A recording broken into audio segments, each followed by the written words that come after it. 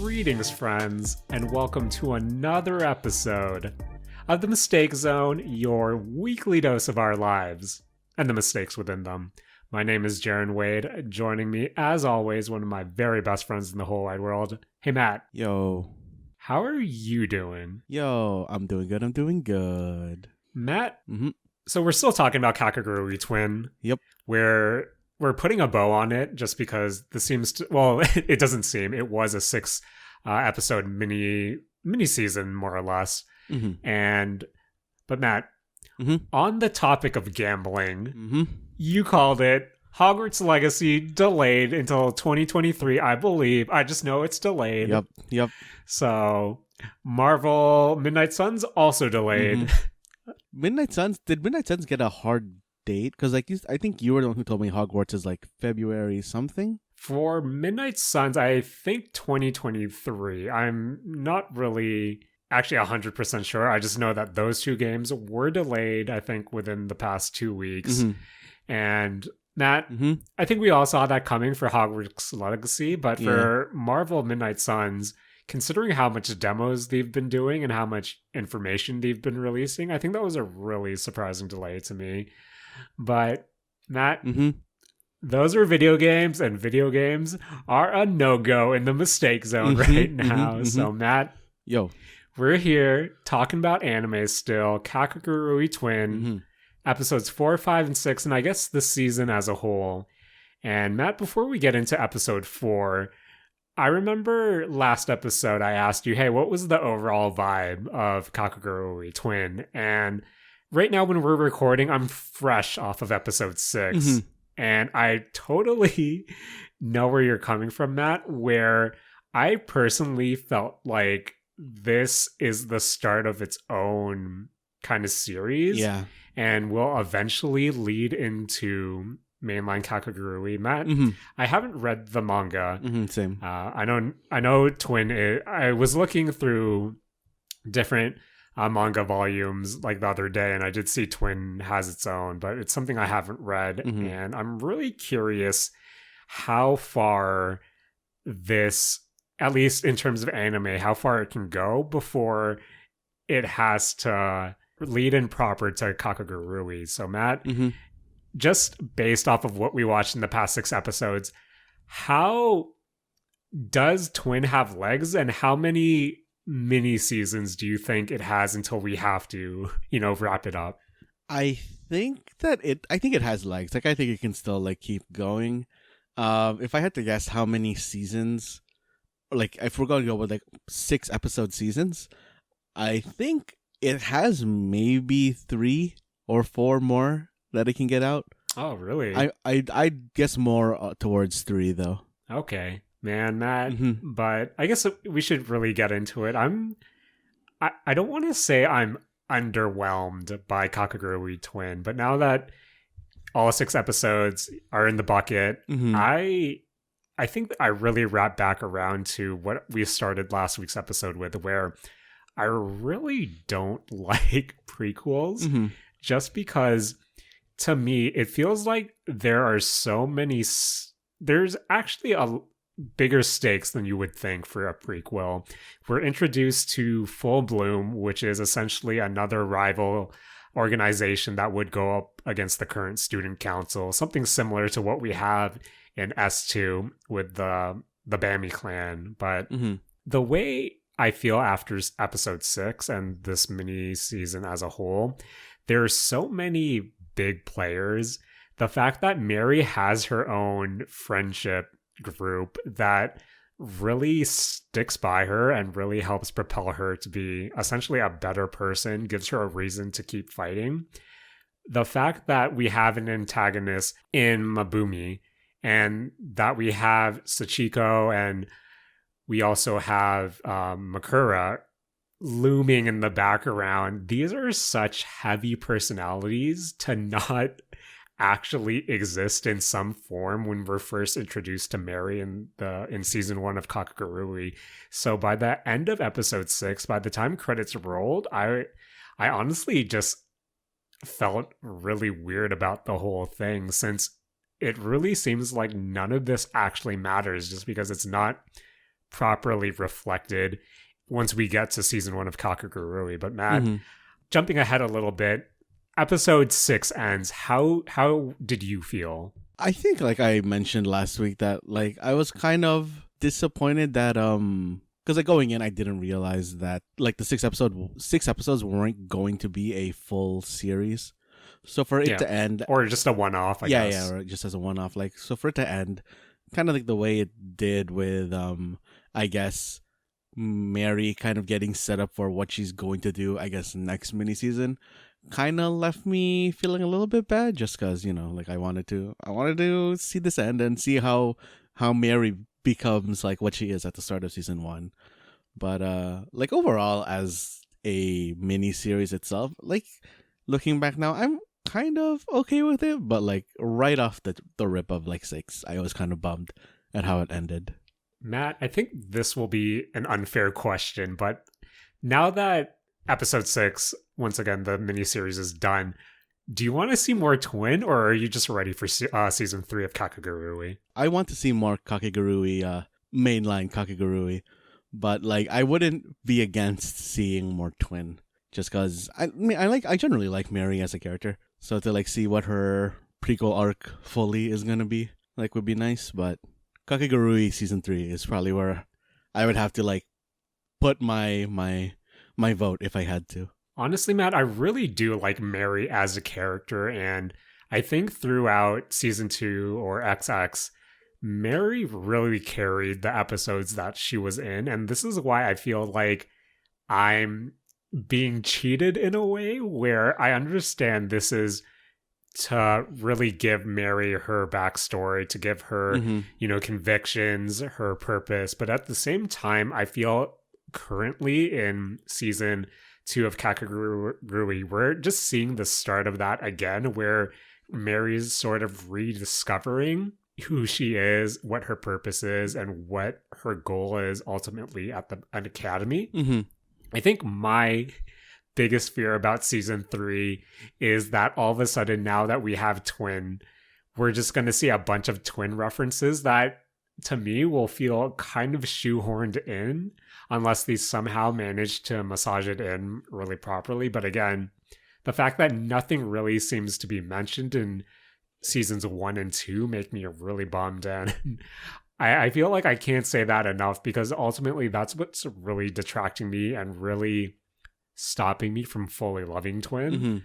But as a show overall, I think if I had no prior experience with the Kakegurui series, I think Twin is a really solid 6-episode story arc. I think if this was your first time being introduced to not necessarily the characters, but the concept of the academy itself, the pet system, and just the fact that everyone is obsessed with gambling, Matt, I think with Twin, we have the right amount of batshit crazy, where I think it's a lot more digestible and really acts as a good primer for Kakegurui as a whole, just because I feel like watching throughout, when mostly the two biggest examples to me are probably Chitose from, the couple game, and also Makura just overall, especially within episodes 5 and 6, we see that this school is gambling crazy. Everyone's more or less a pervert, but at the same time, I feel like it's so dialed down in comparison to what we actually see. So I think overall, I enjoyed it for what it was or what it is, but at the same time, since I have that context of where this ultimately leads to, that's where I start to feel some way. So Matt, before we get into the episode breakdowns, do you think Twin being a spin-off does itself a disservice? Yes, I think it does. I mean, I know like off air we you kind of like brought this up as well. You were like asking if Twin would have been better if it actually was part of like mainline, like if it came out first, basically, right? Yep. And I think that Twin would have been better if it came out on its own or as the first part, and then mainline Kakegurui came out. But I also think that if that's the way stuff came out, I wouldn't like mainline Kakegurui as much. Right. Because I feel like with Mary or with mainline Kakegurui, Mary gets like dropped off, and I'd just be butthurt at, oh, who's this Mary Sue Yumiko character that they're adding? Right. Because I think Mary is a better character, but I like Yumiko more. No, yeah, as I said before, Mary carries a lot of XX, especially, well, of course, the episodes that she appears in Yumiko. For overall, I think she's such a no character right now, which is kind of sad because it has been 2 seasons, and by the end of XX, we're getting a glimpse of who she is and then her relationship to the Bammy clan. Mm-hmm. And I think, correct me if I'm wrong, but we're sort of beginning to see, at least anime-wise, again, I don't read the manga, that we're seeing some sort of backstory where, you know, her sister comes in and how she relates to, forgive me, Matt, for forgetting the best character of XX. I believe it's Ray, the butler character. Yeah. How she relates to Yumiko and her sister. Mm-hmm. And while that's really interesting for the most part, what I really appreciate about Twin is that Mary in herself, I said it last episode, she's not, you can make the argument she's not as good as Yumiko. And I think by the fact that she has her own shortcomings, she isn't such a master gambler or master gamer, we're able to see actual character growth. For the most part, I feel with Yumiko, she's essentially, you know, this Superman of the series. I say it time and time after again. There's only so much you can tell about Yumiko without divulging into her backstory, because I don't think Yumiko at her current state can actually grow as a character, just because I feel like she already encapsulates what blissful gambling is, so there's nowhere for her to actually go, to the point where I do think Mary again has more potential for not only stories but for growth. But at the same time, there's only you can only go so far until you have to like start to bleed into Kakegurui main line. And yeah, that's honestly how I really feel about it, where I love Mary as a character, but again, this isn't doing it for me, just because I know where the finish line is, and the moment you cross that finish line, it's just such a, I don't know, it's really jarring to me, just because with 4, 5, and 6, this really establishes Susura and Yukimi as, you know, her group, as her girls.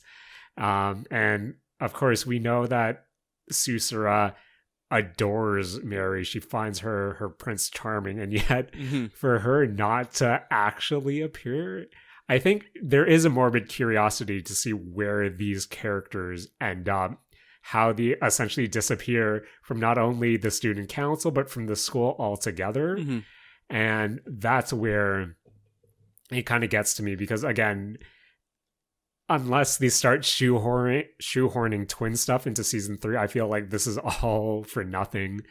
But yeah, man, that's kind of how I'm feeling post Kakegurui Twin. But before we get into kind of our favorites, you know, our yays and our nays of this series, let's go through the different episodes. This brings us to episode 4, Confessing Girls. The Netflix synopsis reads, with a traitor in their midst, Mary struggles with trusting her friends. Meanwhile, the opposing boys' team argues whether they should rejoin the game. Matt? I think episode 4 is the worst episode of Kakegurui Twin. Really? I enjoyed this episode. I think the issue I had with episode 4 is this is how I think Kakegurui itself is bursting at the seams, just because I feel like this entire episode, at least half of it, was explaining the con and how, you know, Mary one-ups everyone. And I feel Kakegurui is at its weakest when you have to go super in-depth to explain what actually is going on. And that's why I kind of fell off throughout this episode. Oh, I'm literally the opposite of you. Oh, really? I liked it because it's going into like the con explanation. Okay, Matt. So let's get into this. This is the conclusion of the coupling game. You know, when we last left our heroines, they lose the coupling game. Mary is, she's convinced that Susura has betrayed her. And all of a sudden, there's going to be a second round with a higher buy-in. And not only is Mary's pet status on the line, but everyone wants to use, the advantage to kind of bring down the buy-in cost. But that means if they lose, they have to spend the night with one of the boys on the opposing team. Mm-hmm. So, Matt, this starts off with, the brief period where the team is discussing if they want to play or not. And Matt, the only thing that I remember of this scene is Mary rips into Susura hard in the beginning. And I think this is where Mary completely cuts Susura off. They all agree to join in for the second round. Everyone agrees. Mary promises Yukimi, here's co-ownership of the library or library storage room 2 or whatever it's called. They all agree. They all buy in. We see the boys debate if they want to join the game or not. Everyone convinces, hey, this is... I think who's the quote-unquote leader of the boys' table? I believe it was... Like the blonde dude? I think like Sarah or something? No, it's not Sarah. It was the guy in the middle who was actually, lusting over Susura. But essentially, he's the one who has all the money and all. Yeah. I think, he's described as the leader because he has all the money and everyone essentially leeches off of him. But he's showing his, he's saying, I don't know about this, you guys. This is a lot of money. But everyone's convincing him, hey, this is your chance. You can sleep. I know you like Susura, but we all know that Yukimi is going to pick you. So this is your chance to, get it. And that everyone agrees to play. And this is when it's revealed that Chitose is actually the traitor. But overall, Matt, what did you think of the Chitose reveal? Just because I think we discussed it last week, how her handing in the paper was like incredibly suspicious. Yeah, I mean, like I think it totally was obvious, sort of, that like she was the traitor from last episode. Just because of like, I don't know, just how plots develop. Like, of course, it would be her because what's her face, Kurumi is too obvious of a character to be the traitor. So like Chitose being the traitor like was really the only choice. Like I think the only other choice that it could have been for a extremely wild twist would have been Yukimi. But Susura's like too ride or die to actually I think it's been established that she's in love with Mary, so she wouldn't be actually. I honestly was low-key hoping, not low-key, but I was hoping that Susura really was the traitor, just because I feel like that creates more interesting stakes to me and would actually allow Mary to hit that downward spiral of, okay, I know who my antagonists are, I know who I need to get rid of. And I feel like if Susura was actually the traitor, that's how you set up for Twin to actually perfectly lead into mainline Kakegurui. But the fact that it was Chitose, I thought, okay, yeah, that was kind of obvious. But again, it takes us a bit further from where we actually get to the mainline Kakegurui. But yeah, we figure out that Chitose is the traitor and she plans to cheat again. The results come in and, turns out Chitose is matched with Sarah. And as we go down the line, everyone gives their votes and it turns out Chitose is the only one with the match and everyone else gets the money, I guess. But Matt, how did you feel about round 2 of the coupling game? Okay, there's one thing I want to talk about that just happens, I think slightly before round 2 happens. Right. And Jaren, like, Kakegurui has always been kind of like a pervert show. Yeah. But there was one really blatant, just like boob shot of Kurumi that, I don't know what they were doing with that whole, I don't know, like, it felt like 15-30 seconds of frame. Do you know which part I'm talking about? Is that the one where she kind of pulls the card out of her chest?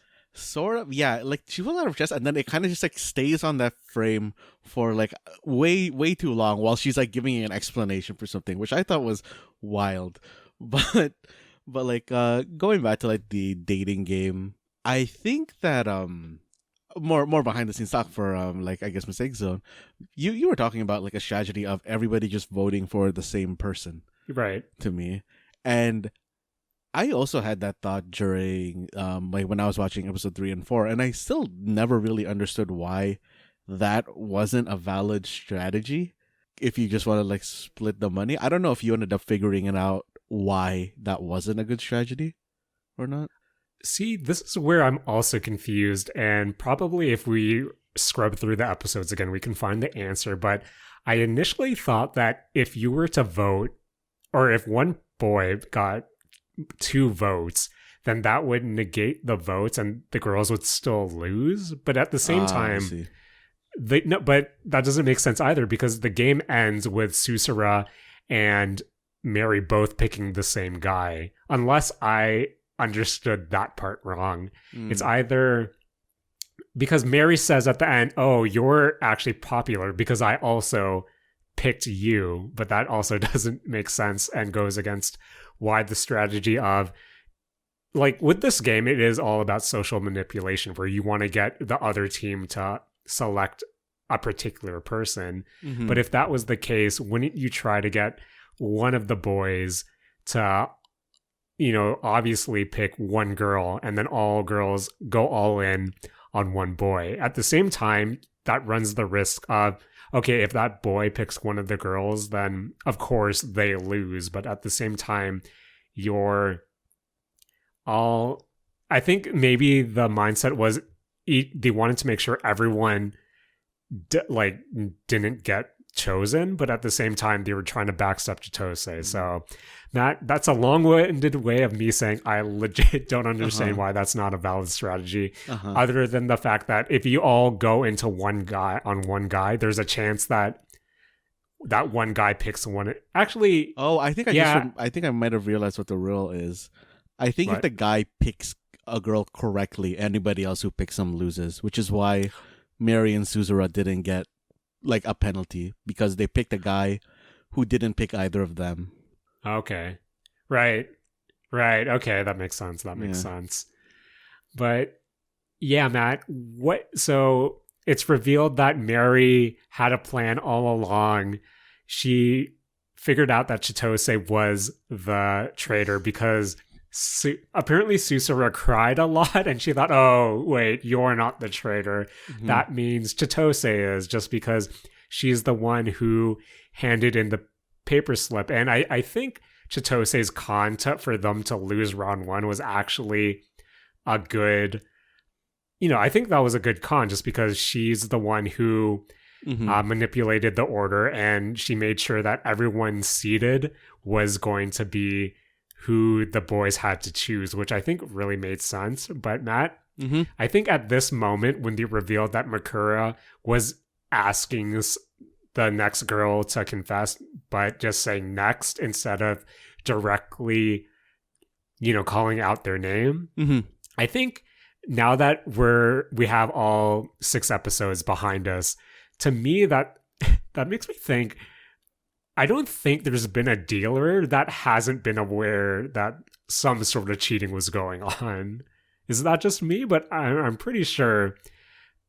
I guess it really helps that Makura was the dealer for most of the games. But the fact that the dealer is totally aware of there is legit cheating going on kind of was surreal to me. But I guess you have to do what you have to do in this academy. I feel like all Kakegurui games, the dealers don't care if you cheat, right? Yeah.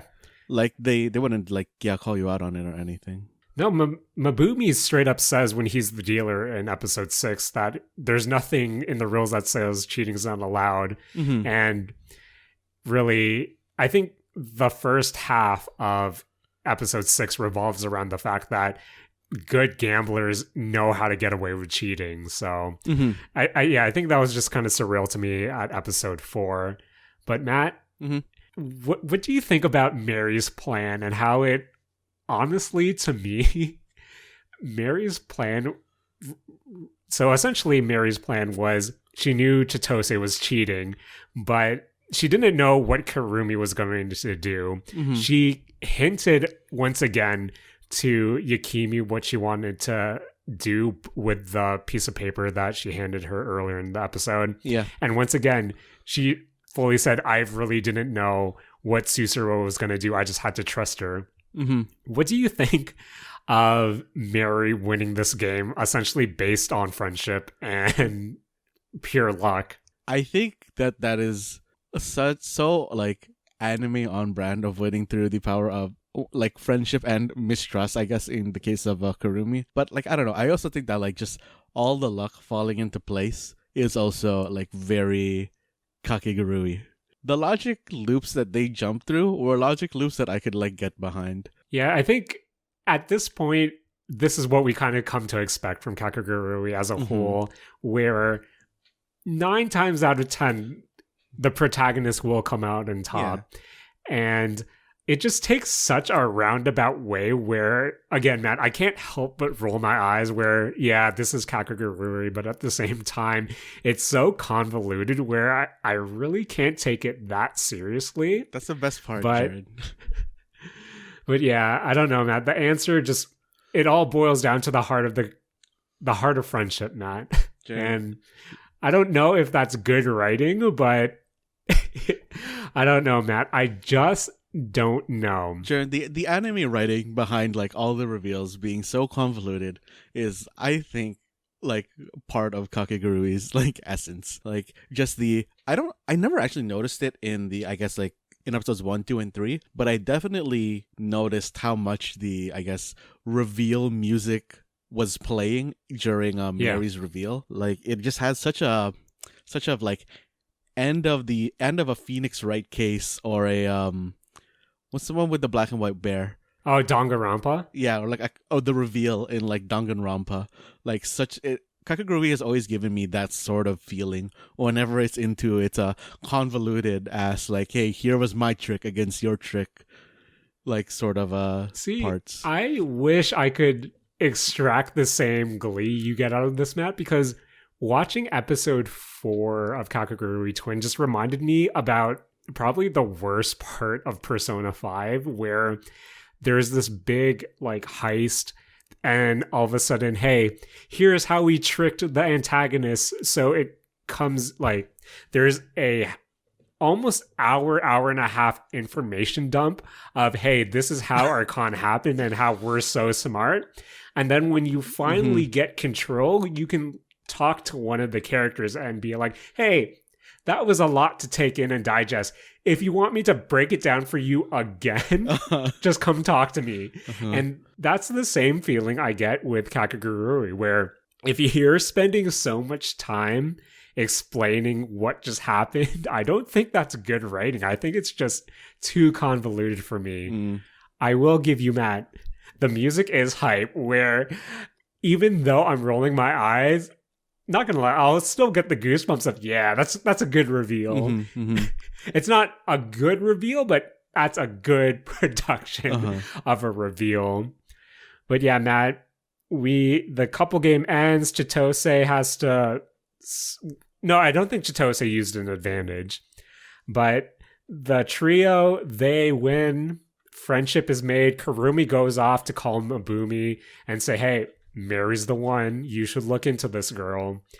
And I think 2 more things about episode 4, Matt. One, I really liked the episode title card reveal for Confessing Girls when Mary reveals, hey, this is who I choose. I thought that was a pretty good one. But 2, did you watch the post-credit scene? Oh, I don't even think I knew there was a post-credit scene. So there is a post-credit scene with 3 of the, the leader of the boys' team, quote-unquote leader of the boys' team. And Sarah was one of the guys, and I think the brown hair guy was the other. And they're in the cafeteria eating lunch with Mary and her friends. And they're just all eating in silence. Oh, right, because they still had to do the dinner thing. Right, from round 1, right? Yeah. Got it, Matt. That's like a good. I don't know. That's a good bit, actually. I really like that scene just because it's all of them eating in silence. The girls' backs are turned to the camera, and you can just see the boys like eating kind of meekly, and it's a really funny scene. So I really enjoyed that one in particular. That sounds like it has Avengers shawarma, like post credit scene kind of energy. It has that energy, but it also has like that teenage awkward, oh, I don't know what we're actually doing here vibe, which I've really enjoyed. But Matt, that was episode 4, and now we're going into the home stretch. Yes. This brings us to episode 5, An Honest Girl. Netflix says, Aoi attempts to lure Mary into his full bloom society. Joining forces with Makura, Sakura plots to undermine Mary through a gambling match. Matt, not a fan of the title card here. When was it used? I don't remember it. The title card is used in the beginning. So essentially, okay, the beginning of episode 5 is Friendship Incarnate. This is Mary, Yukimi, and Susura just reaffirming that, hey, we're really good friends and we're in this together. All of a sudden, Mabumi calls them in, and he presents Mary in front of, his gambling den, where he says, hey, this is who we need to join Full Bloom. She's going to lead us to the promised land. And when Mary hesitates and says, can I give you an answer later? That's when the title card flips to say An Honest Girl, where it shows her not necessarily knowing what to do. I feel like this scene in particular was really anxiety inducing within me, just because to me, I could feel how much pressure Mary was under, how awkward she felt. The fact that Mabumi was placing her on such a high pedestal to essentially all the pets of the academy. And the fact that the moment she kind of hesitates and says, hey, can I give you an answer later? And he gives her this most sinister grin, which kind of, to me, says, okay, they're setting up Mabumi to be the antagonist moving forward. I don't know. I just felt like the scene was really anxiety inducing and really actually in a way humbles Mary once again. And what did you think of kind of the Full Bloom Society reveal? I just going to the part with like Aoi or Mabumi. I really liked that face that he gives to Mary right after she rejects it. Like, he kind of has like those, also kind of has like those I don't know if it was like necessarily dead eyes, but the eyes were, that effect where they don't put any like shading, or it's only like that like gradient in their eye. Yeah, I love that kind of look when people like, give it to another character. It's kind of like somewhere between, I don't know. I felt like it was maybe a little bit of a disgust thing, but I'm not sure. Yeah, I think it definitely felt like he was disgusted with Mary for actually, throwing away this opportunity that he's presenting her. But Matt, speaking about production, this brings us to the lunchroom deliberation scene where the trio is talking about, hey, what their next move is. Matt, I love the scene so much just because while it's the 3 girls talking, the camera only really focuses on the cups that they're drinking with. We have Mary with her thermos, Yukimi with green tea, and Susura with her tea cup. I don't know, Matt. I just really love that scene. I loved how visually it looked and how it really helps kind of give character to these characters. But Matt, Mary realizes that the Full Bloom Society is just another play for the student council, just because she explains to the girls, even though Mabumi may have what seems like good intentions, what happens when the student council folds? A new student council has to be instilled, and that would be the Full Bloom Society. Mary, realizing this, she says, we just need to back the strongest horse. And again, Matt, this is where it starts to crumble for me, just because I think, as I said before, my issue with Twin is that these are some really landscape changing stakes when you have, hey, here's the underground, Full Bloom Society who supposedly are sticking up for the rights of all the house pets within the academy. And yet, if the implication is Mary has to join Full Bloom, and then Yukimi and Susura follow her, this means they ultimately fail because they don't exist in the main storyline. But yet Mary has a safeguard in place. So it's like, I don't know, Matt, like, even though there's such high stakes right now, just the fact that we know where this ultimately leads to, I couldn't get that invested in it.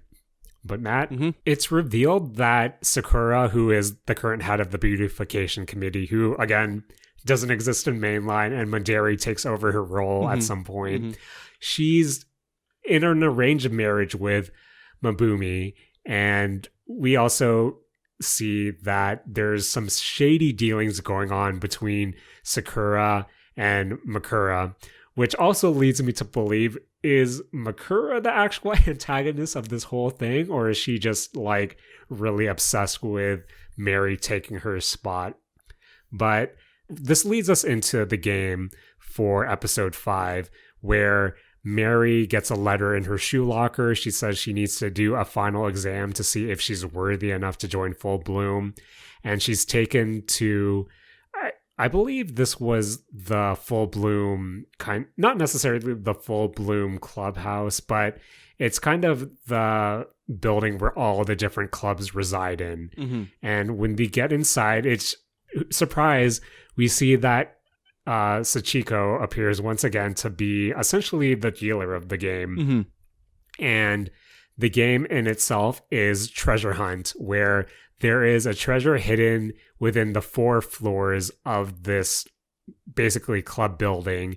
And the implication is the first one to find their treasure and bring it back to Sachiko wins. But we see the girls get the handicap. Mary is able to use the help of Susura and Yukimi. They go around, they go to the manga club, they find some clues. Susura is able to break it down, saying the map is essentially basically music note sheet, and the one missing note corresponds, or the one wrong note corresponds to the room.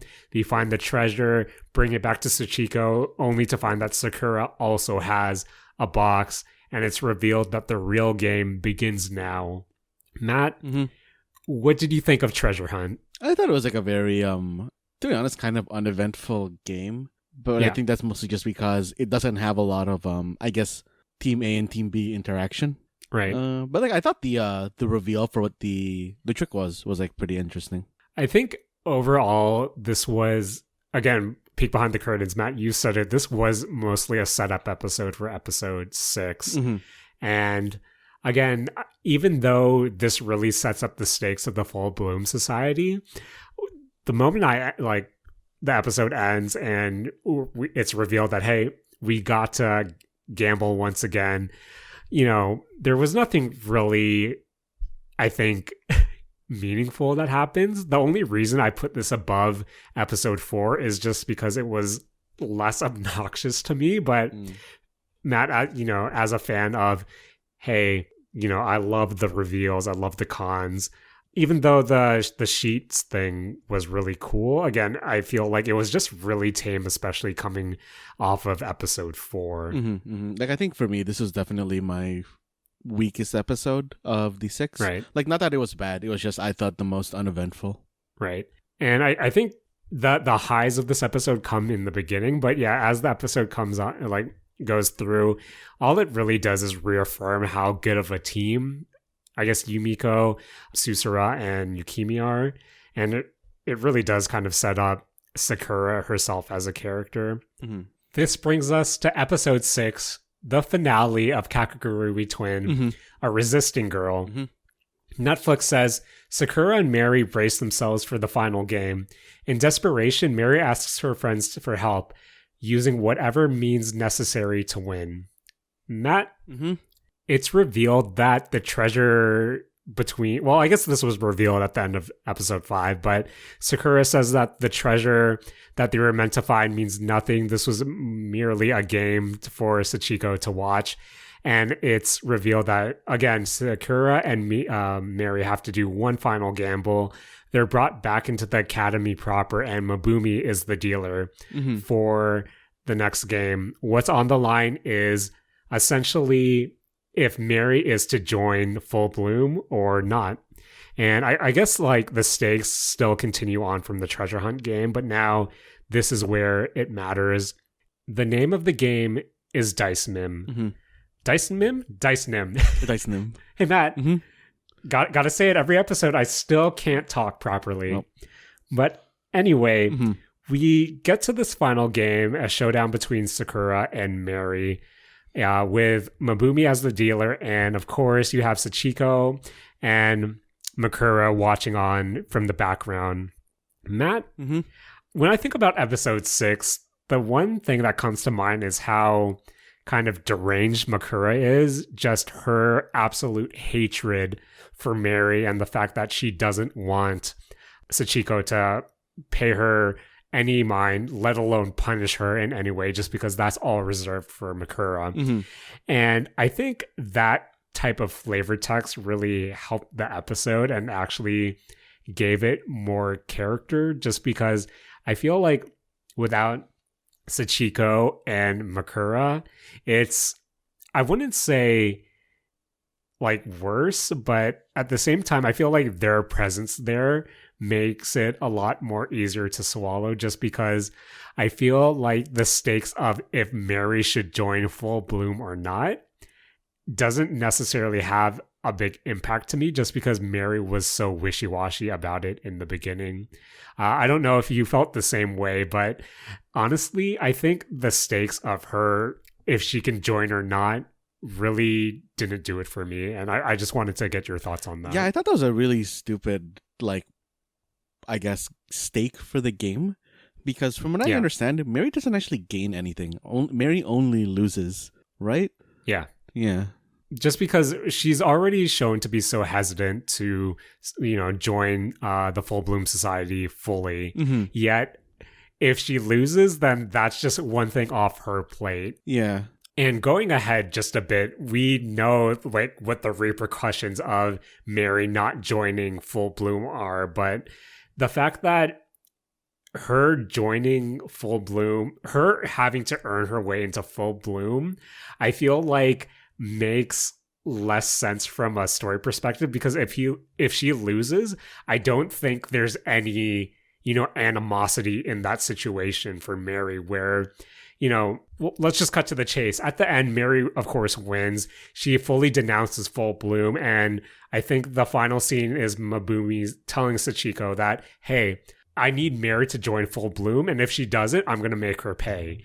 Where I feel like Mabumi doesn't have that attitude if he realizes, oh, Mary's just not a good gambler. There's no point in recruiting her. You know what I mean? Yeah. Where, the stakes for this whole gamble is just really, really weird. yeah. And that's why I really enjoyed Makura being there, adding some sort of flavor, just because I don't actually find this entertaining enough on its own without Makura being, some yandere there. Yeah. But I guess we're speaking ahead of ourselves, Matt. Matt, can you explain the Dice Nim games for us? So first off, I like that they brought Mary back into a Nim type game. Yeah. Like she did in season 2, I think it was. Right. But so Dice Nim, basically they're using two components. They're using 6-sided dice and using a pot of I don't know what they're called, like go tokens, go Right. pieces. Yeah. Yeah. Stones, the go stones. And basically you roll the dice and whatever comes up, you take that many stones out of the pot. Mary and Sakura don't know how many stones are in the pot, or I mean, I guess technically, like, through them just counting, they do, but they're not supposed to really know. Right. But they take turns rolling the dice and removing stones from the pot. Whoever removes the last stone loses. Yes. And yeah, I think that's basically the whole game. Yep, that's the whole game. And Mary, I think everyone admits that, hey, this is based purely on luck, And then, of course, Mary thinks, nope, there's definitely a way to win this. And I like how the kind of telegraph that Mary is trying to cheat, just because she is working with Yukimi and Susura the whole time. Right when the game begins, we hear the door slam and Susura leaves. Throughout the game, the door slams once again, Yukimi leaves.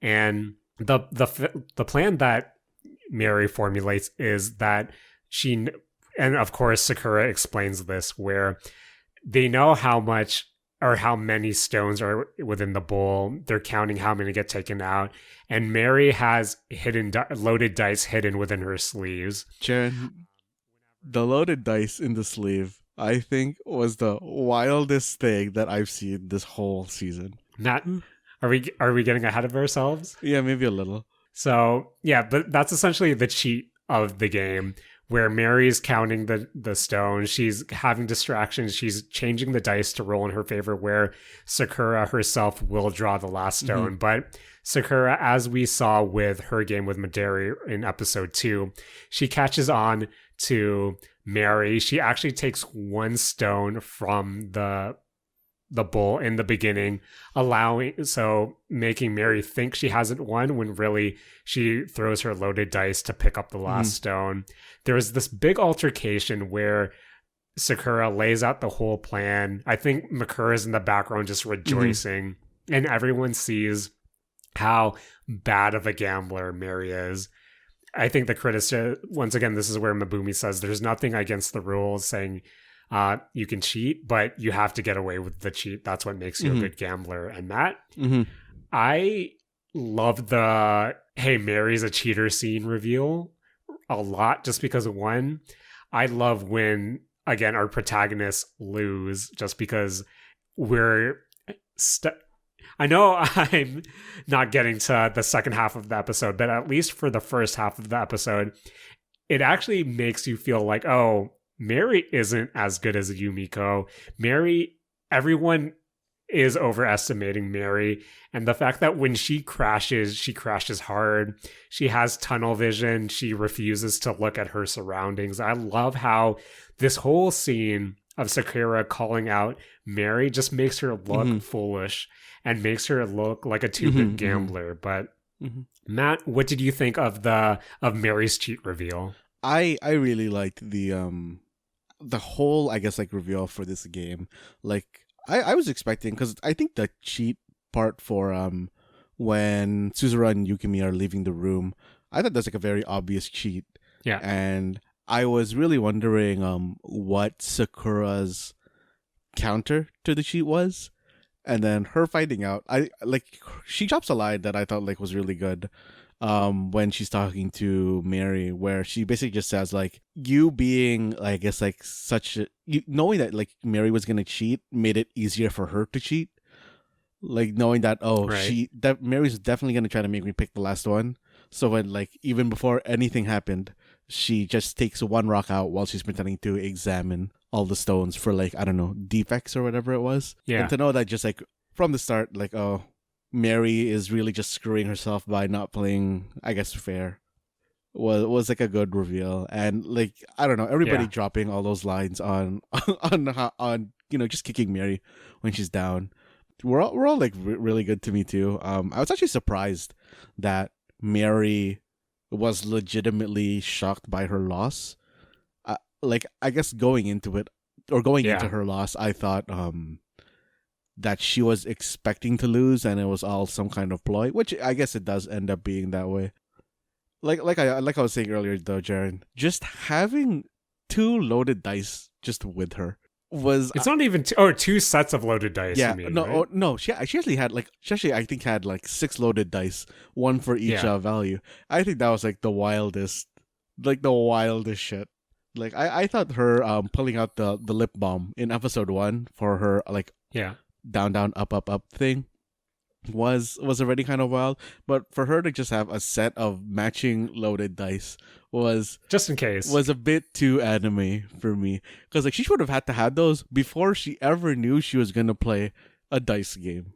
I think, didn't they say that during the episode where she just happened to have dice because she didn't know what type of game they were going to play? Yeah, but like I don't know, to have that kind of prep, she also need to have a stack of loaded deck of cards or loaded. Matt, what else does Mary have on her just in case? That's wild. I wanna see what crazy stuff she's gonna pull out in mainline 3. So Matt, the game's over. Mary's a 2-bit gambler. She sucks. No one cares about Mary anymore. Trash. Sakura takes her prize of the treasure box. She opens it up, and it's Mary's map. And Matt, this is when the second half of the episode starts. Oh, Jared, the music. Yukimi and Susura return with new clue boxes and ultimately the real treasure. And Matt, I hated episode 4. Okay, hate's a strong word. I rolled my eyes at episode 4.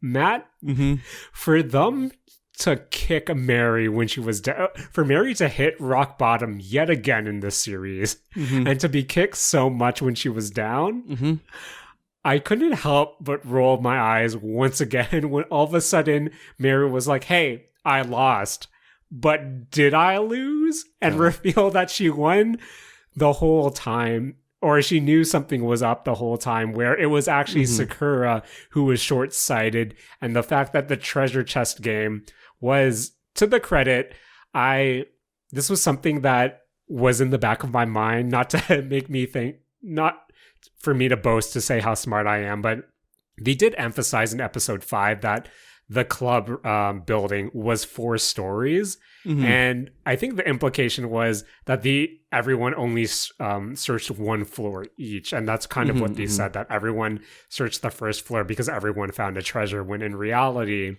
the map itself was for, it was also, you need to consider all the 4 floors as well. And you needed both maps to be able to solve the treasure hunt. And Matt, I thought the reveal of when Sakura was flaunching her map to Mary was a really good, hey, here's my reverse Uno card. I really think, and then when Sakura realizes, hey, I screwed up by showing her my map, I thought that was a really good kind of flip on the whole thing. But overall, Matt, once again, this was my issue of this all of a sudden got extremely convoluted, but that's what Kakegurui is at its heart. But yeah, Matt, what did you think of the second half of episode 6? Jaren, that reveal, that's primo Kakegurui. That oh, you thought I was losing, but the loser is really you. Jaren, come on. that's concentrated at, you can't have a more concentrated anime scene. It's a reversal caused by the enemy's hubris, and it's reached by the power of friendship. Jared, come on. that's pure anime. You don't get it anymore pure than that. Man, I don't know. I couldn't help by going, this is so stupid, where it's obvious Mary lost this game, but her trump card to losing the game is to win the game before her correctly. Fair, Mary said that she was trying to win that game with Sakura, but she was bad. Yeah, but she wasn't bad enough to win.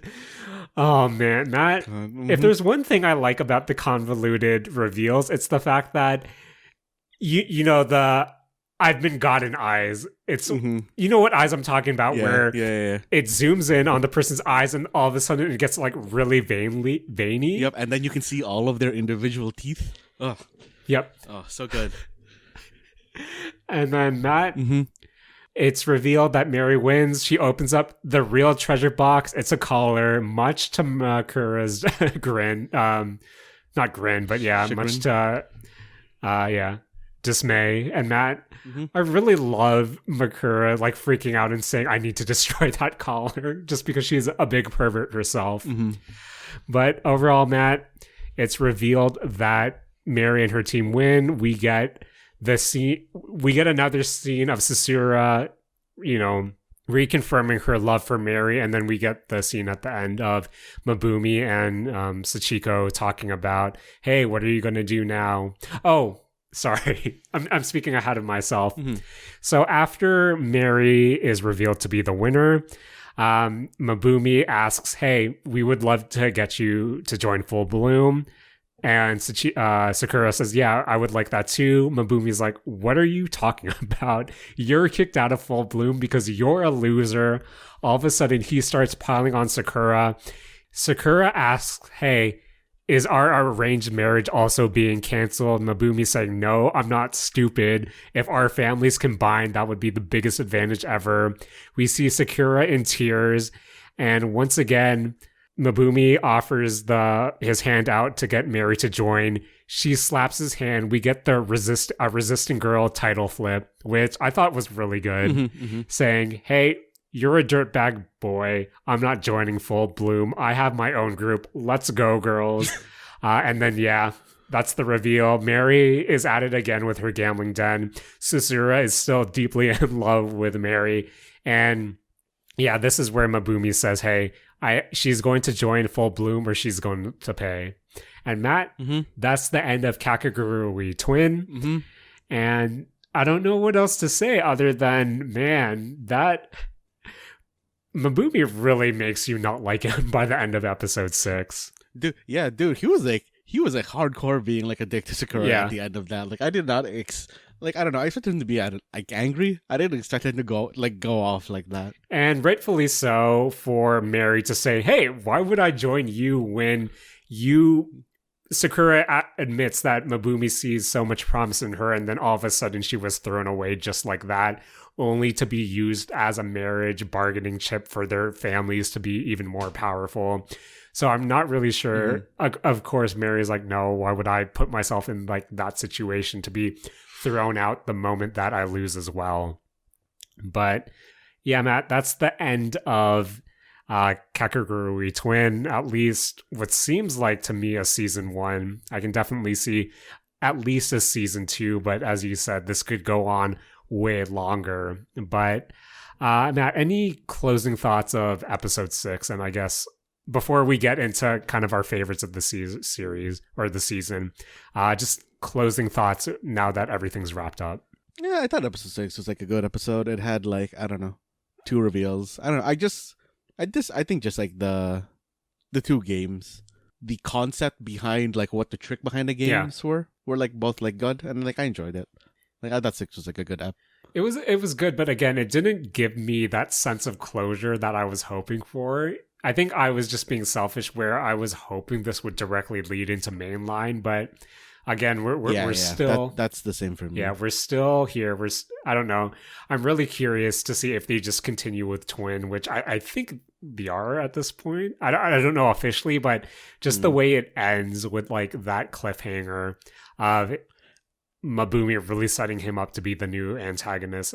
I feel like, yeah, you need to continue with Twin before you get to mainline Kakegurui just to kind of set everything up. Just because, again, I said it countless times this episode, most of these characters don't exist in mainline Kakegurui. And Mary is arguably... She has the same convictions, but they're not realized until like later on in the series itself. Like, I'm really curious as to if the live action for Twin is like the same story beats as this one. Have you watched the live action Kakegurui? No, I haven't watched like the live action Kakegurui or like the live action Twin. Right. Oh, there's a live action Twin? I didn't know that. Yeah, there's a live action Twin as well. Okay. 8 episodes, so I don't know. Maybe it goes a little bit further. Matt, is the mistake zone actually just us watching all Kakegurui media? Yeah, I'm down. Oh, I'm down. Matt, don't put that on me, Matt. Don't put that on me. But Matt, wrapping up our Twin cast, Matt, who would you say is the best new character of Kakegurui Twin? I like Kurumi. I hope that she comes back for like whatever reason to like, I don't know, even if she just is like another one-off. But at the end of a coupling game, I really thought Kurumi would join them in a way, but it really bummed me out that she seems to be or that was everything they had for her after that episode.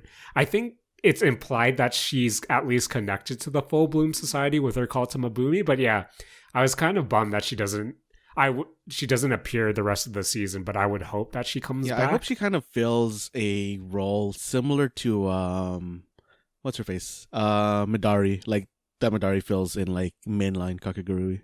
Just kind of this foil, not necessarily a foil, but kind of this annoyance to like Mary. And I don't know, these seem to have like a nice rapport between not so much like her being an annoyance to me, but like her like appearing in kind of like the same way. Like, she'll be gone for like 2 or 3 episodes, and she'll show up for 2 episodes, and she'll be gone until like the climax episode or whatever. You know what I mean? Right. Okay, I feel that. I think, I don't know, Matt, I think this might be cheating, but I think Sachiko and Makura,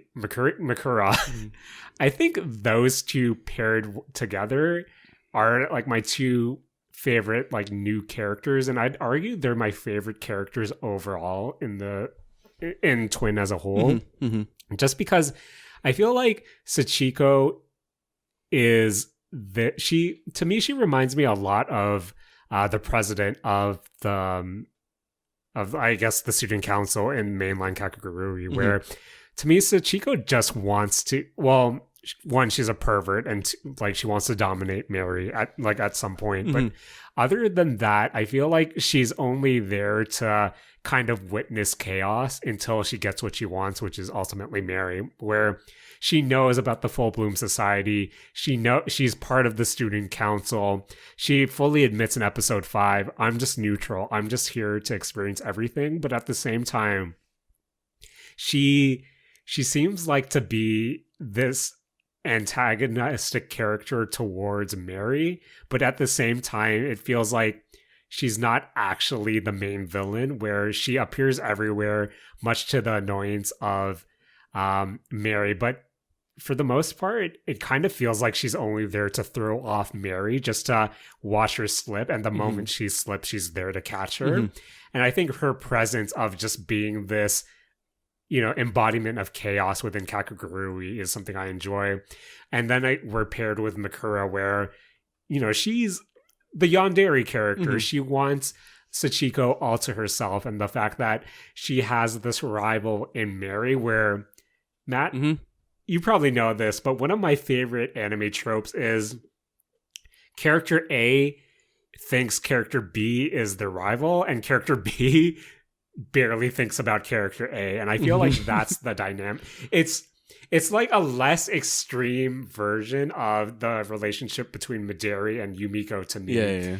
But other than affection, it's this like pure hatred. And I think that's what I really like about Makura. Plus the fact that she also has provided a lot of like pervert faces throughout the series. So I think those two really helped Twin for me.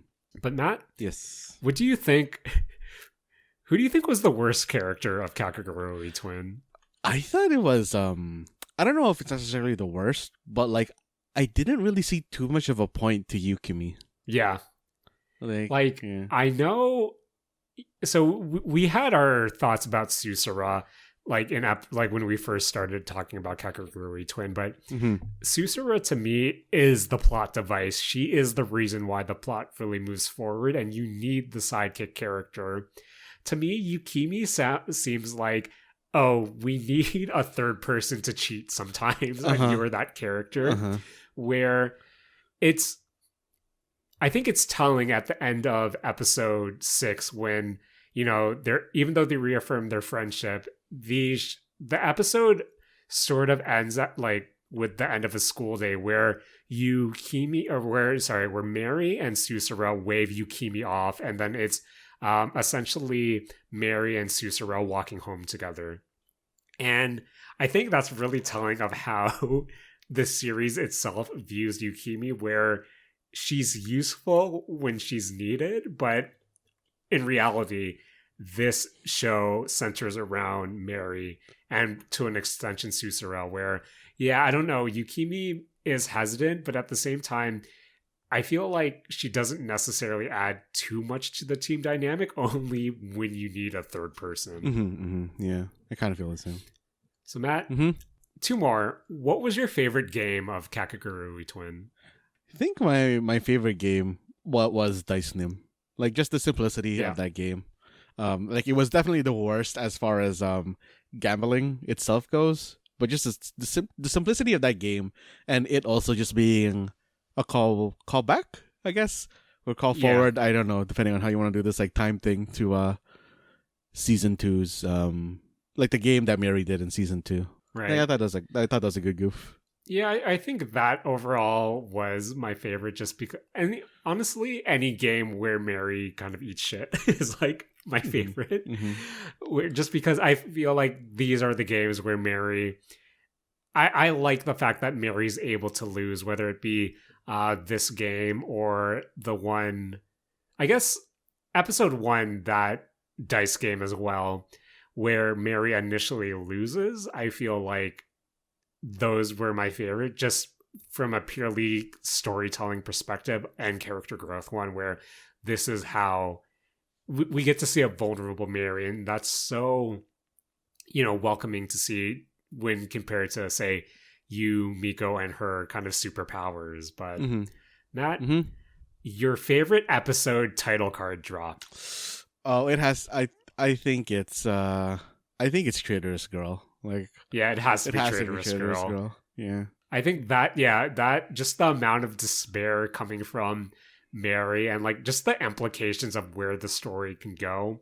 Again, this reminds me of like that one game where it really feels like you in XX, where Yumiko feels like she's actually trying to be the antagonist of the series. I feel like Susura, as I said before, potentially being the traitor just opens up so many storytelling possibilities, where the moment the Traitorous Girl title card comes up, I was floored, Matt. That was such a good reveal. But yeah, Matt, we're done.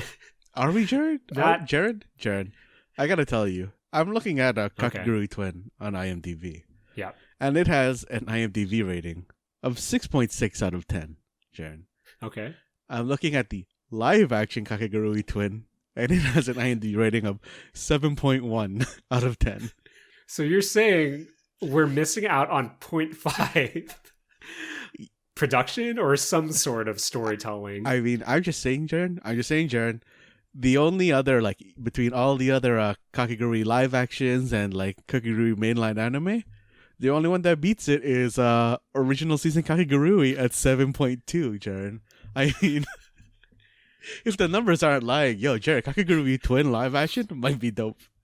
Also, I think I spoiled Kakegurui Twin for myself. Like, you got the cast. Oh, no. Oh, man. Okay, Matt, final thoughts. I was sort of bummed there was no Yumiko mention at all. Jared, do you think that's fair, or? Yeah, I think that's fair. I think okay, that Matt, totally makes sense. Based on your laugh, do you think at the end, okay, assuming S2 is the ending of Kakegurui Twin and it leads into mainline Kakegurui, do we see Yumiko in S2 of Twin? Okay, Jared, I'm gonna go into what my spoiler was. Okay. Yumiko's actress is credited for 8 episodes of Kakegurui Twin 2. Or Kakegurui Twin. Jared, it could all just be flash forwards, or maybe like, Mary's telling the story to Yumiko like IRL. God damn it, man. Am I gonna watch the live action Kakegurui Twin? I don't know, Jared. I mean, I'm just saying, next week we don't have an episode planned and we have to fill something before we talk about Saints Row the week after. God damn it, Matt. Matt, I asked you this in the beginning of the last episode. Matt, is Kakegurui Twin a good anime? Kakegurui Twin is an okay anime. It's a watchable anime. Kakegurui Twin is an enjoyable anime. Okay, Matt. We looked into the mistake zone, and the mistake zone glared back at us. This has been our breakdown. I wouldn't even call it a breakdown. This is us stumbling through Kakegurui Twin, episodes 1 to 6, available now on Netflix. It's more Kakegurui. If you haven't noticed me saying in the last 2 episodes, I wish I was just watching Kakegurui season 3, but I'll take what I can get. I like Mary as a character. Sachiko and Makura were welcome surprises to me. But Matt, I just need me more Yumiko at this point. That's what I need. Now, what are your closing thoughts on Twin? I hope if Twin 2 comes out that Yumiko's in it, and I hope that if Twin 2 comes out, it is the end of like Twin. Matt, I'll say this: if Twin 2 comes out, I'll rewatch Kakegurui 1 and 2 prior. Just so I'm not kind of lost in my baseless claims of, have these characters been mentioned or not? But Matt, what a ride. What a ride. We rolled the dice and I'm not sure if we got anything at the end of it. But Matt, I want to thank you as always for joining me. I want to thank all our friends out there for continuing to listen in. I want to thank Mary, I guess. Yeah. You know what? I'll thank Mary. I'll thank Sachiko. I'll thank Makura. I'll take her leave Yukimi. No, actually, I'll thank Karumi as well. I hope she comes back. Same. But Matt, take it away. This has been the Mistake Zone, and we might be all out of Kakegurui Twin. Don't put that on me, Matt. Yo, Jared, 7.1.